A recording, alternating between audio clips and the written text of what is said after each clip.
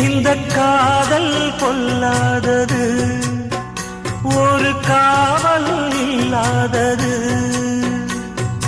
ஊதக்காத்தில் வஞ்சி மாது ஒத்தையிலே வாடும் போது போர்வை போல பொத்தி அணைப்பே.